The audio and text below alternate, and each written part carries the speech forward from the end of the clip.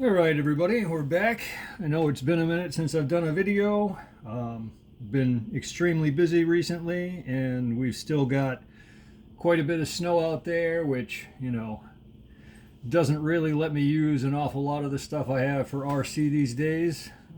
We're still waiting on spring to come, but I've recently acquired an airbrush. Um, Not something I have a ton of experience with, although I do have a very strong art background, having professionally tattooed for years, slash done an awful lot of work with like your standard hardware store rattle can type paint. And this seemed like a logical next step. It was actually brought to my attention by a buddy of mine. We were hanging out one night, and he actually thought some of the spray can stuff that I was doing was done with an airbrush, and obviously I told him it's not, but that planted the seed in my head that I was like, hey, you know what, maybe this is a thing I need to try. So I got one. One of the big questions that everybody seems to ask is, do I have to get some premium top of the line whatever Iwata, Posh, Badger, something with one of the major name brands on it in order to turn out anything that's worth looking at? I personally don't think you can. I am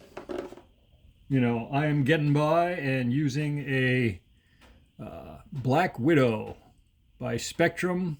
This is commonly available at Harbor Freight. I've been using the Createx airbrush paints with what I like to think is pretty reasonable success. I've used them both straight out of the bottle and with a fair amount of reducer depending on the effects you're trying to get. The car that I chose to paint as my experimental project for what can I do with an airbrush is a Speed Spec Modified oval car, and you can see right here, made in the USA, which I'm pretty excited about. And I also allowed to have some influence over the paint scheme that I went with. I did decide that I wanted to basically try as many things as possible, so a large field of color so that I could get an area where you really have to work to get very even coverage of one color over a large area. I tried, backing that field of color with black to see how much tint would actually show through versus areas that I backed with white. I ran lines with masking tape to see, how clean the edge was and how difficult it was to navigate masking out things with a straight edge that also had to go around contours of the body. I tried some blending of color. I tried some graphic design work, so on and so forth. And so this is a compilation of all of those things put together. I'm pretty happy with how it turned out. I think it's going to look really good. I'm looking forward to my next project. I tried using liquid mask for certain elements of things. I tried different applicators for applying the mask, different size brushes depending on the area that I was working on and what effect I was trying to generate. Like I said, this is a big experimental thing. I did just finish painting it this morning. The Createx paint, say, dries to the touch in 10 minutes at 50% humidity with, I think, an average of 60 degrees. My place, because it's winter time and I have forced air heating, I'm sitting at 30% humidity. And I've also accelerated the drying process with a hair dryer to try and, get things moving along so that it is well above and beyond its standard curing point for, as long as it's been done. And I only have it resting on the body posts without the clips in, so there's no extra pressure being put down on top of the fresh paint. So who knows? I mean, if that causes me any problem, it might lift a little bit of the white backer layer that I put on, and that will just be yet another part of the learning experience. But let's go ahead and have the big reveal here. Let me know what you think down in the comments. Other than that, here we go.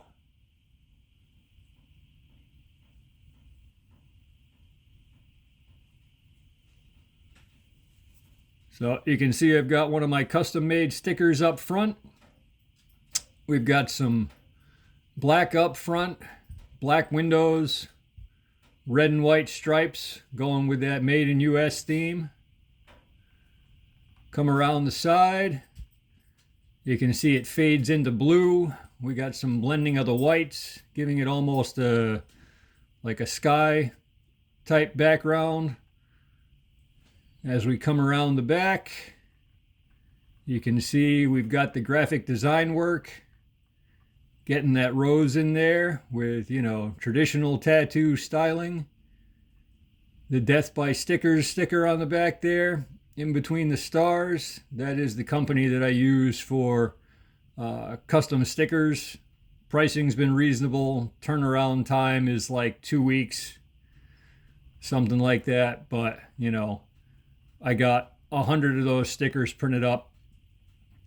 I don't know how well it's coming through, but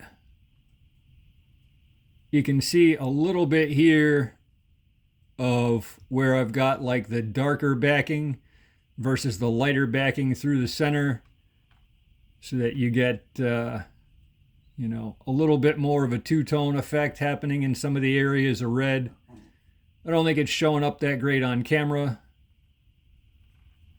but overall, like I said, I'm pretty happy with how it came out.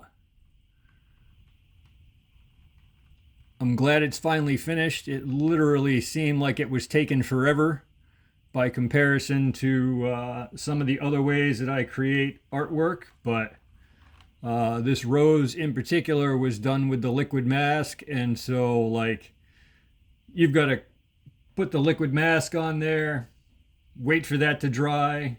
You're going to do about 4 coats of this stuff, waiting for each one of those to dry in between, then cutting out the design, painting on, in this case, the first 2 colors, waiting for those to dry, redoing masking to get in your next round of colors, waiting on that to dry. Like, it has just been a slow progression all the way through.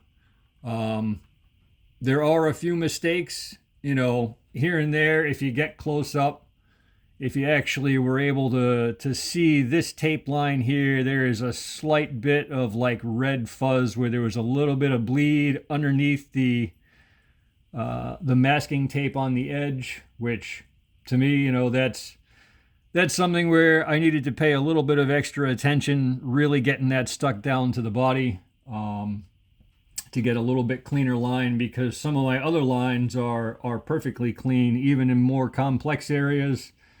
I must not have, you know, done quite as thorough of a job getting the edges of that tape along this line and this line here really perfect. You know, something to keep in mind for next time. Just really take your time with the masking. The windows they supplied pre-cut masks for,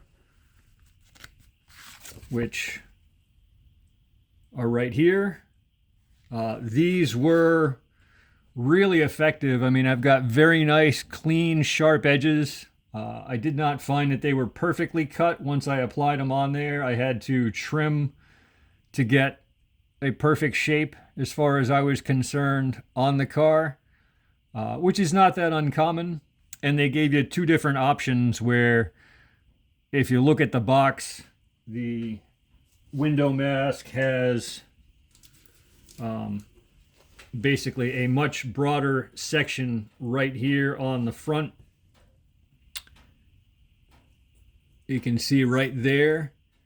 Or you can use the mask in its entirety and get this long, thinned out triangle shape to the front, which I like better. So I went with that. But overall, I'm really excited with how this turned out. If you don't have anything from the RJ Speed lineup, this Spec Modified is a great car. I had a ton of fun building it. I bring it down to the local carpet oval track and I run it down there, and it performs really well. It's very tunable. There's two damper rods in the back for rear suspension that you can set with different tensions for, you know, better left-hand cornering.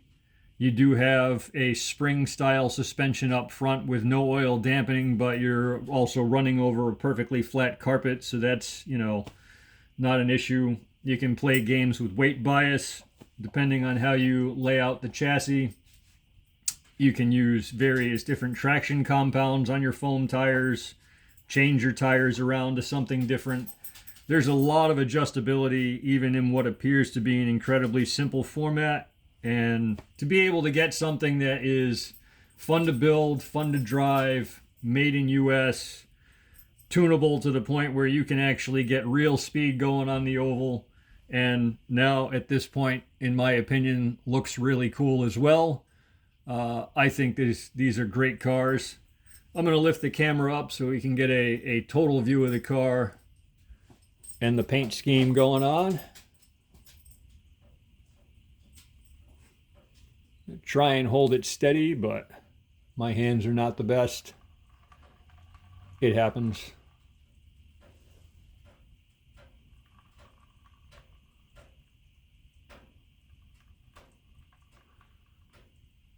I still have to get some numbered decals for the sides and get my classic number 9 on each side of the car, because that's what I like to do. But overall, I'm very excited, and I would absolutely say that, you know, the Black Widow airbrush, which can be had for, you know, less than $100 and even cheaper than the regular store price if you have a coupon like I did, is well worth the money to get your feet wet and decide if airbrushing is for you. The Createx paints have also been good, and they are locally available to me through Hobby Lobby, which also is a huge plus. Or I can just drive in and pick something up without having to wait, you know, for Amazon or one of these other companies to send it.